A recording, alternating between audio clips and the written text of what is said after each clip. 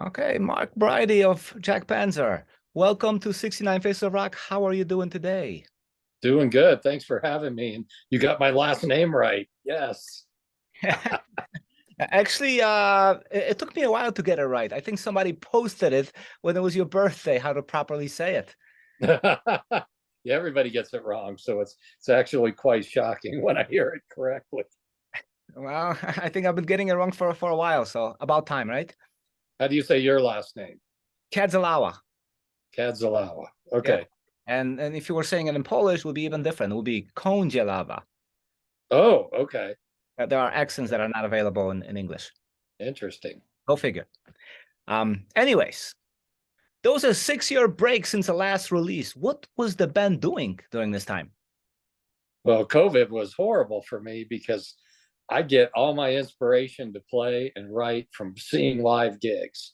I mean, I'm normally like now, I go to a live gig every week usually. So, yeah, during COVID, I was just down and out. No songwriting, no. We did do a couple tours though, so we got to do a couple tours. Um, yeah, I think we did about. I think we did four tours during the past 6 years, and so it wasn't a total waste, but it was a slow period for me songwriting. Mhm. Well, you got the new album, The Hallowed. It's a concept album linked to a comic book, right? Can you explain the storyline? Yeah, it's set in a post-apocalyptic frozen world, and it's about a group of people. There's six of them, I think, and they have animals with them that they trained. So they have animals that hunt, that do surveillance. So and they're looking for a place of warmth called the Hallowed, which they don't know exists, but it's a very dangerous journey. So the album lyrics are told from the viewpoint of the animals, and the comic is told from the viewpoint of the people. So you get a couple of very different viewpoints going on there of the same events. Mhm. That's interesting. Now, how did you go about linking the music and the words to make it work? It was Harry coming up with a fleshed out storyline, and then he was sending me storylines, and we were having conversations about which parts to break up for music. And then I was treating it like I was scoring a film. So it wasn't just like, oh, here's a cool riff on my guitar, let's make it work in this song. No, it was really an attempt to come up with music to fit each part. So it meant I had to throw away a lot of parts that I came up with because they just didn't fit. And then Mhm. and then we had I would finish a skeleton of our song, and our drummer would take over, and he'd work with everybody else.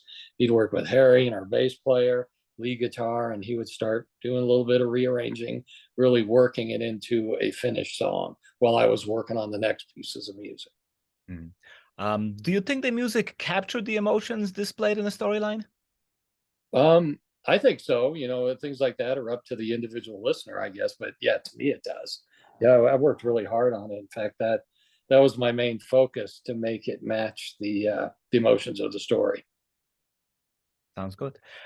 Um, Musically, do you think what progression do you think the band made within the last 6 years? I think we've been playing long enough that we can play whatever we think a song needs. There's no barriers in there anymore. I mean, we've been playing our instruments forever and playing together as a band for decades.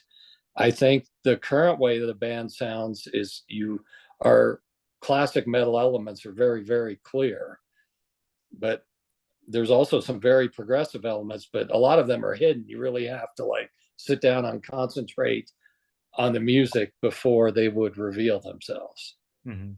Um, this is not the first time you're doing a concept. What is the biggest challenge in putting it all together? Yeah, making it fit the story is the biggest challenge because it's not hard to come up with a guitar riff. I don't think it is, and piecing a song together. But this, you really you have to be able to throw away a lot of stuff that you like, oh, that's a cool riff. Well, it doesn't really fit what's going on here. So yeah, that's the hardest part is you have to throw a lot of things away. It's things that are good. So did you have to compromise on a lot of things?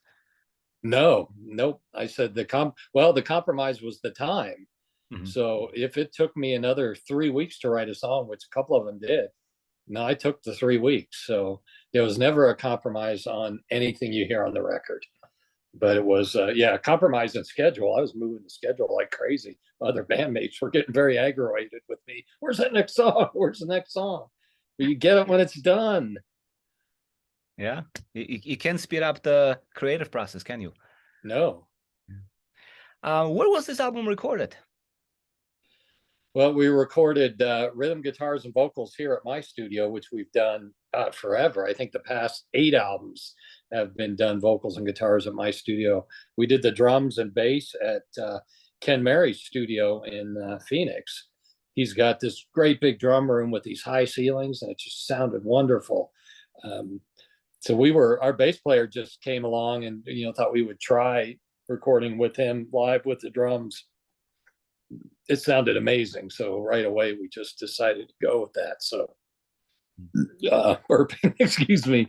So drums and bass down at Ken Mary Sonic Fish studio, rhythm guitars and vocals here at my studio. And then our lead guitar player, Ken, said, you should talk to this guy, Casey, in Phoenix. So I called up Casey and we had a great conversation. And Casey's got like 20 classic tube guitar heads.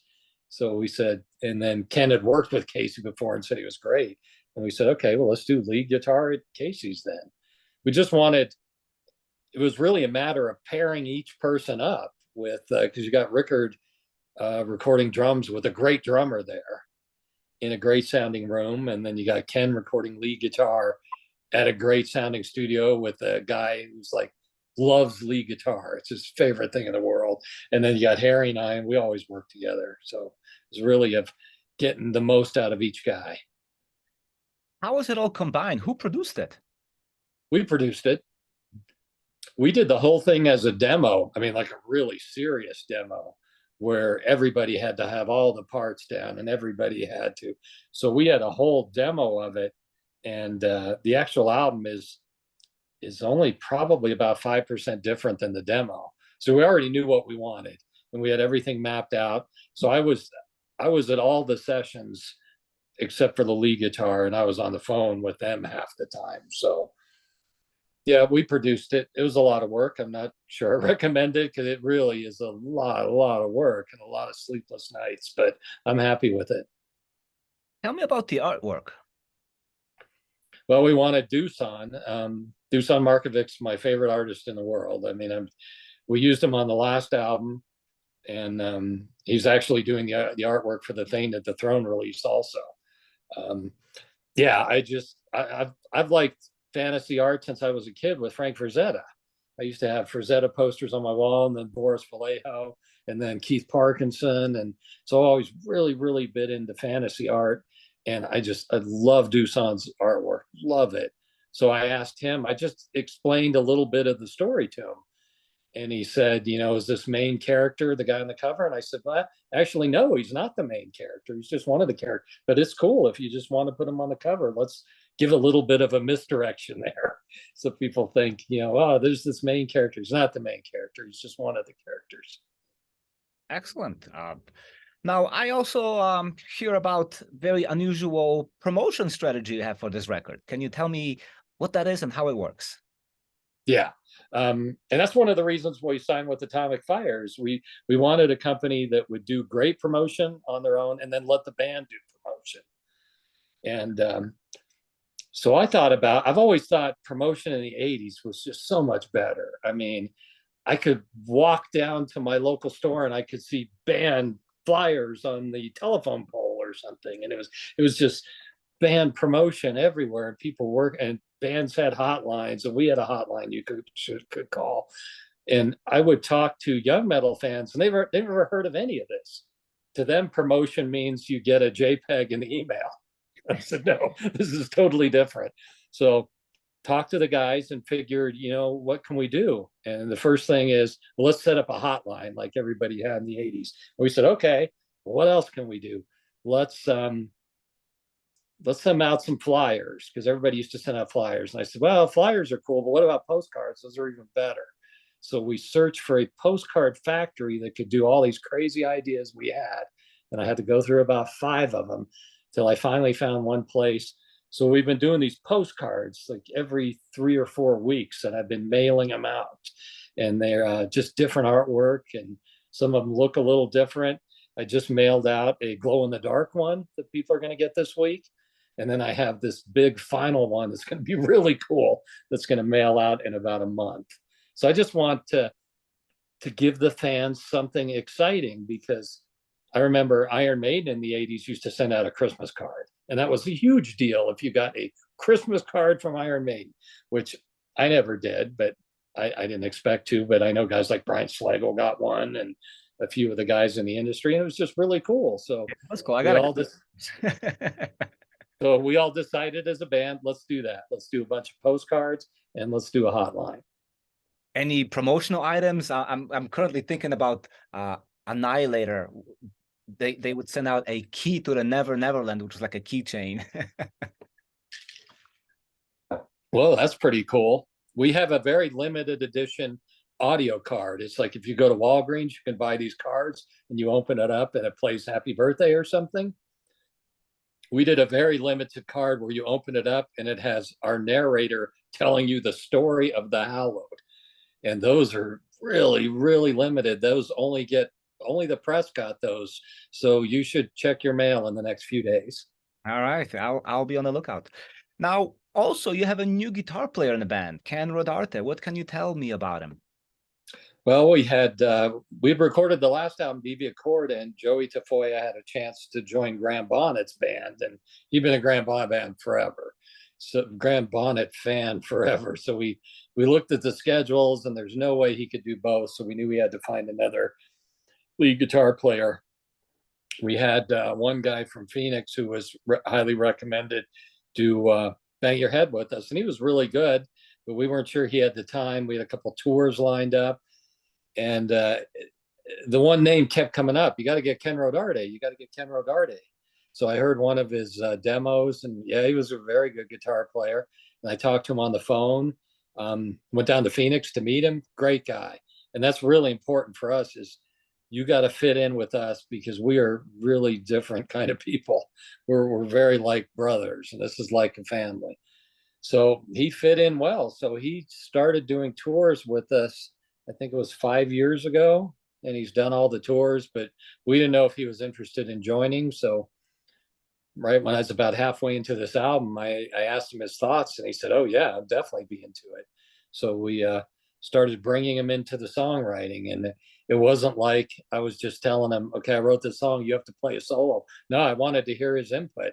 Ken, write a second guitar part, and let's see what it sounds like. And yeah, I ended up keeping, probably half his ideas. He did a great job, and he's a good guy. We work well with him, and he's really good with the fans. I don't want a egomaniac on lead guitar. And we've always had guys that are good with the fans, so we wanted to keep that as well.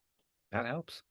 How does it work out with Harry Cranklin now? I mean, he's based in Greece, and the rest of you are in the US.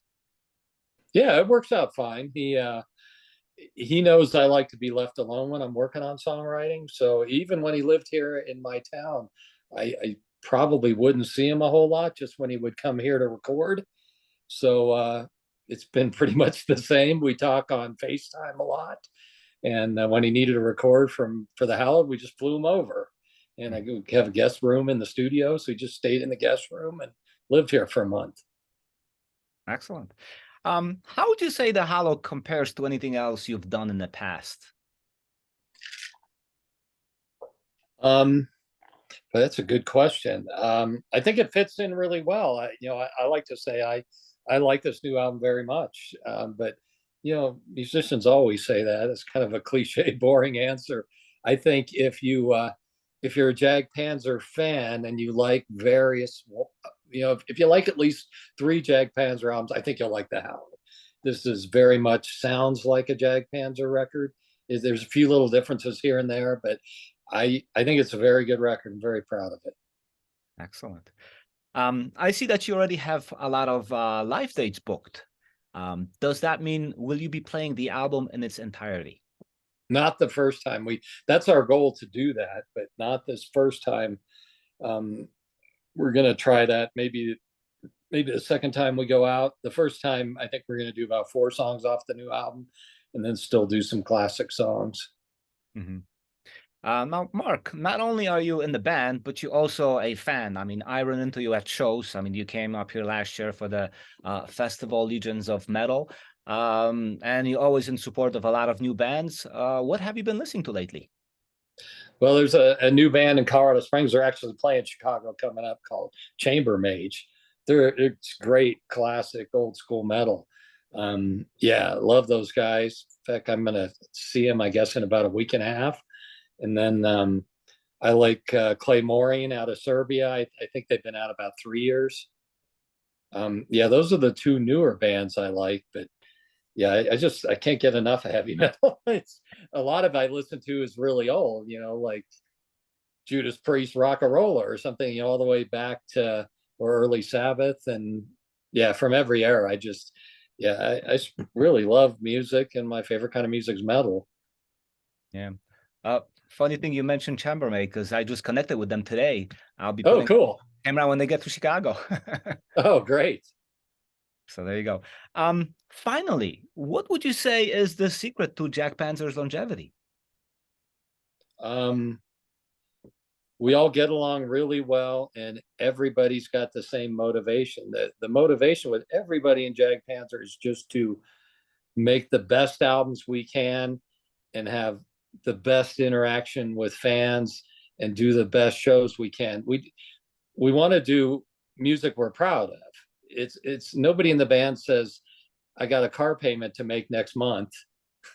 We need to sell more merch or anything like that. And I don't think they could fake it. I don't think anybody thinks that and then it's just telling me different. Everybody's got the same motivation. Let's have a legacy. Let's have a career we can look back on and be proud of. I think is everybody's motivation, and we all get along really, really well. There's no drug addicts in the band or drunks, and everybody knows how you're supposed to treat fans, and we get along well. We're just like five brothers.